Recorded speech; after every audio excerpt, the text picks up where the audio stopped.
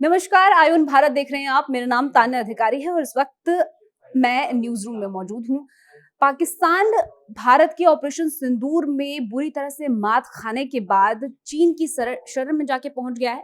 लेकिन बड़ी बात यह है कि पाकिस्तान की तरफ से डिप्टी पीएम वहां पर जाते हैं चीन में, लेकिन उनके स्वागत में उनको रिसीव करने के लिए कोई मामूली से अधिकारी वहां पर रहते हैं, यहाँ तक कि उन्हें बस में यात्रा करके एयरपोर्ट से जाना पड़ता है।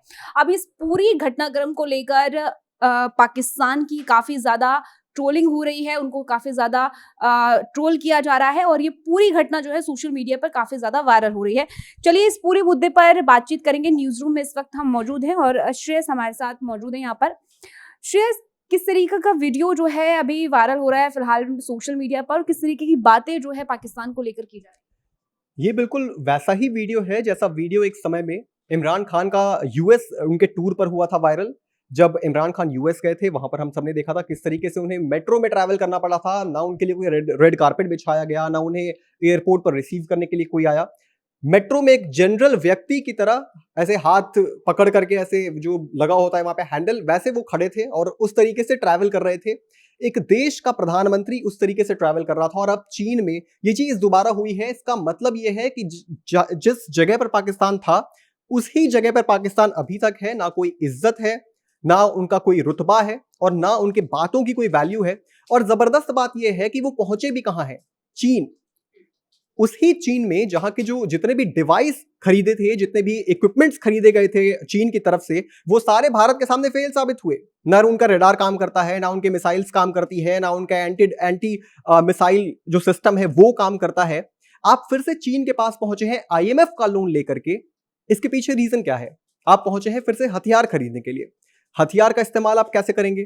उसी चीज में करेंगे जिसमें आपको सख्त हिदायत दी गई थी कि आतंकवाद का को बढ़ावा देने के लिए पैसों का इस्तेमाल नहीं होना चाहिए। लेकिन फिर भी आप चीन पहुंचे हैं आतंकवाद को हथियार सप्लाई करने के लिए, आतंकवाद को सशक्तिकरण करने के लिए। और देखिए, जबरदस्त बात यह है कि भाई आपने एक बार सबक ले लिया। आपको पता है कि हिंदुस्तानी अगर फाइटर जेट्स आएंगे तो आपका कोई रेडार वेडार काम नहीं करेगा, चाइना का माल है भैया। मतलब हमारे हिंदुस्तान में तो एक कहावत भी है, चल गया तो चांद तक, नहीं तो शाम तक। और ज्यादातर चीजें ऐसी होती हैं जो शाम तक ही चलती हैं।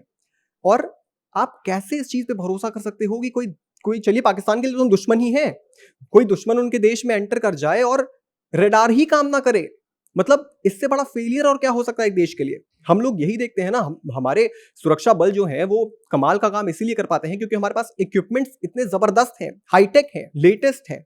और दूसरी तरफ हमारा दुश्मन देश, जो हमारे लिए बहुत अच्छी बात है कि वो ऐसे इक्विपमेंट का इस्तेमाल करता है जो भाई कब काम करेंगे कब ना काम करेंगे किसी को कुछ आइडिया नहीं है। और एक बार फिर से पहुंच गए हैं चीन के पास, तो अब देखना होगा क्या डील होती है।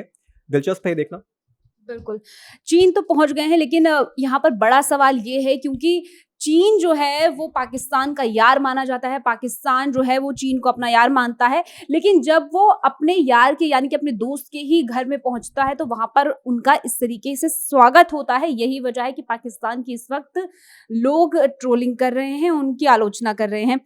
पाकिस्तान पहुंचते हैं लेकिन स्वागत में मामूली से मंत्री आते हैं।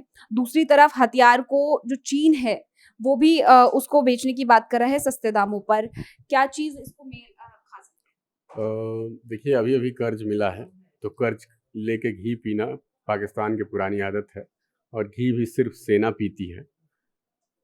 पाकिस्तानी आर्मी पाकिस्तान की ज़मीन हड़पती है। वहाँ के सेना के अधिकारियों के पास सैकड़ों एकड़ ज़मीन है।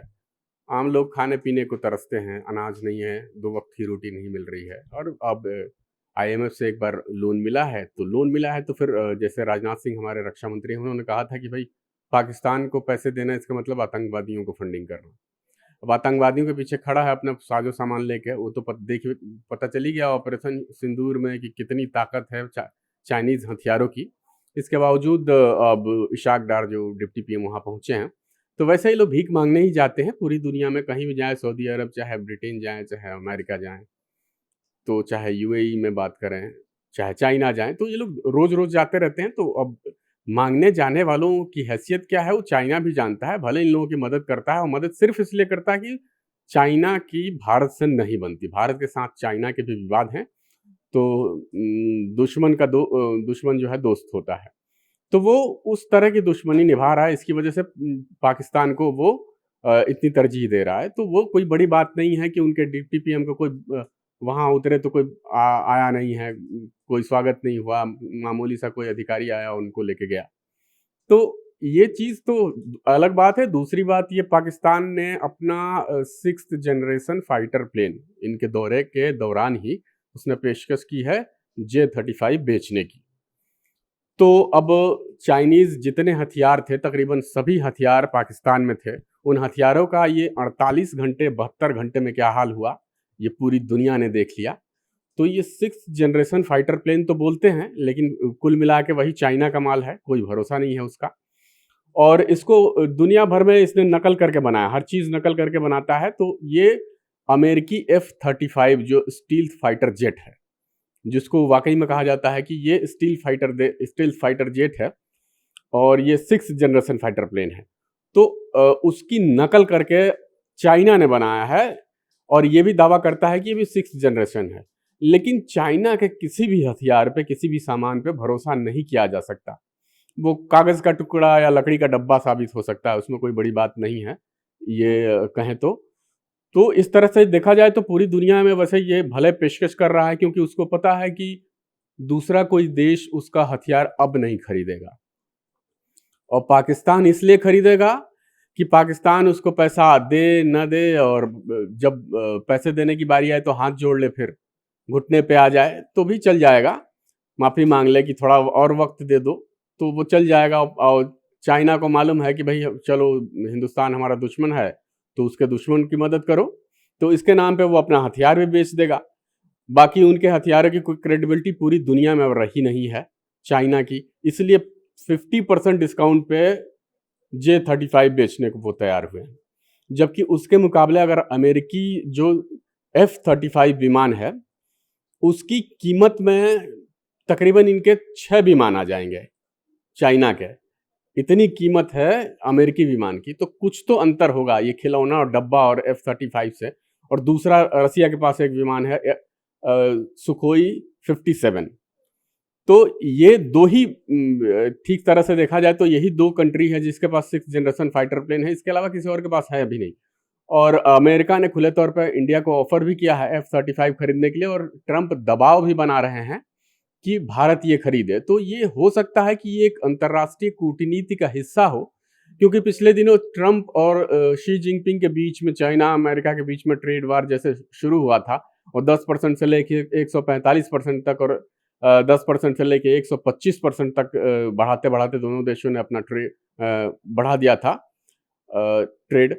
उसके बाद फिर लगा ट्रंप को कि भाई ये तो गड़बड़ हो रहा है, पूरा डिरेल हो जाएगा सब मामला। तो फिर उन्होंने कहा कि नहीं, फिर आइए हम बातचीत करते हैं, और फिर जो है उसको टैरिफ को उन्होंने घटा के 10% पे कर दिया है, पुराने दर पे दोनों लोग आ गए हैं।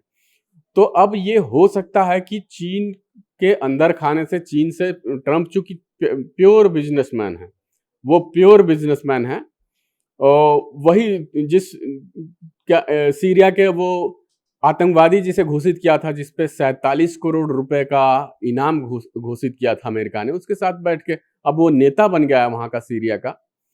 तो उसके साथ बैठ के अब चाय कॉफी पी रहे हैं, उसके साथ बिजनेस डील कर रहे हैं। तो अमेरिका का कोई ईमान धर्म नहीं है, उसके लिए कोई आतंकवादी नहीं है, कोई सामान्य इंसान नहीं है। उसको जो पैसा देगा, जो उससे डील करेगा, और भारत ने शायद इसीलिए दिलचस्पी नहीं दिखाई F-35 में। तो इसको लेके भी हो सकता है कि चाइना के थ्रू वो दबाव डालने की कोशिश कर रहे हैं, वो ये दिखाने के लिए कि भाई चाइना अपना J-35 पाकिस्तान को बेच रहा है आधे दामों पर, तो उसको काउंटर करने के लिए आप हमारे पास आइए, हमसे F-35 खरीदिए। तो ये अंतर्राष्ट्रीय कूटनीति का हिस्सा हो सकता है, लेकिन भारत इसमें बहुत माहिर है, और भारत के पास रशिया जैसा ट्राइड एंड टेस्टेड बुरे वक्त में 71-65 हर वक्त, उस वक्त भी जब चाइना भारत के खिलाफ खड़ा हुआ, पाकिस्तान के लिए अपना बेड़ा वहां से भेज दिया था अमेरिका से उसने, तो उसको बीच में समंदर में ही रसिया ने रोक दिया था 71 में। तो वो ट्राइड एंड टेस्टेड दोस्त है, और उसके पास भी Su-57 है। तो अगर आपका कोई दोस्त है जो आपके साथ मुसीबत में खड़ा हो रहा है, तो उसके साथ जाना बेहतर होगा। अगर इंडिया को ज़रूरत होगी या फिर हमारे यहाँ भी इस तरह का डेवलपमेंट चल रहा है तेजस को लेके, तेजस मार्क 2 पे काम चल रहा है, तो संभवतः वो 6th जनरेशन फाइटर प्लेन होगा, तो हो सकता है इसको आने में टाइम लगे। हालांकि भारत को 114 फाइटर जेट खरीदने हैं और उसने अमेरिका को, ट्रंप को हामी नहीं भरी है, इसीलिए ट्रंप बेचैन है।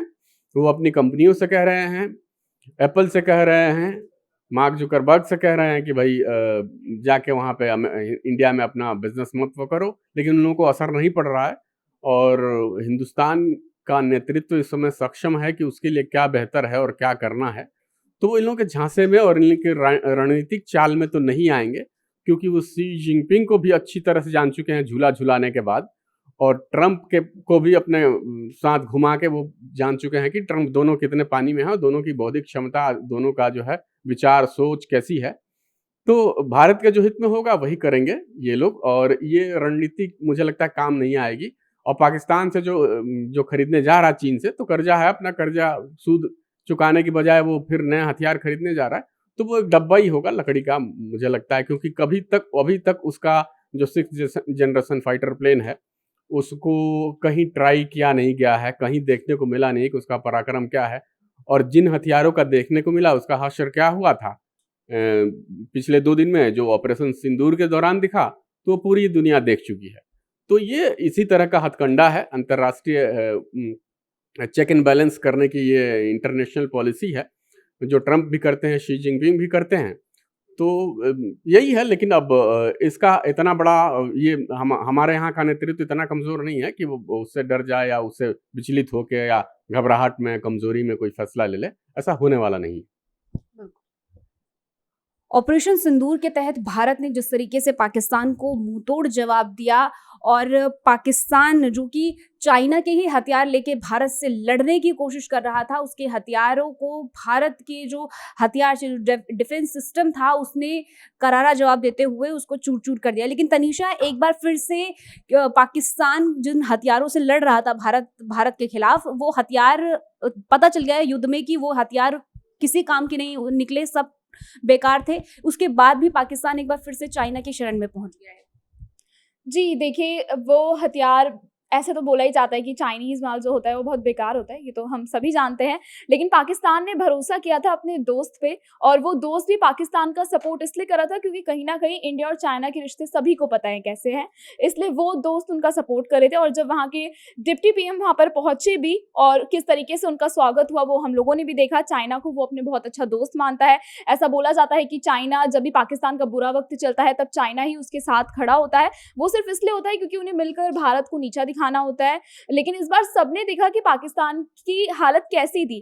पाकिस्तान सिर्फ और सिर्फ डिफेंस पे ही खर्च करता है, वो आतंकवाद को पनाह देने में ही पूरे पैसे लगाता है। लेकिन इतना पैसा लगाने के बावजूद भी इंडियन जो हमारे थे औजार वगैरह, जितने भी हमारे फाइटर जेट थे, जितने भी हमारे प्लेन्स वगैरह थे, उनके सामने वो लोग नहीं टिक पाए। और जिस हिसाब से डिप्टी पीएम का वहाँ पर स्वागत किया गया, सिर्फ एक नॉर्मल उनको ऑफिसर लेने वहाँ पर पहुंचा, उसके बाद उनको एक नॉर्मल बस में ट्रैवल कराया गया। वो वीडियो अभी भी मैंने सोशल मीडिया पे देखी, जिसके बाद उनको ट्रोल किया जा रहा है कि देखिए बैगर्स का दूसरे देश में जाकर किस तरीके से लोग स्वागत कर रहे हैं।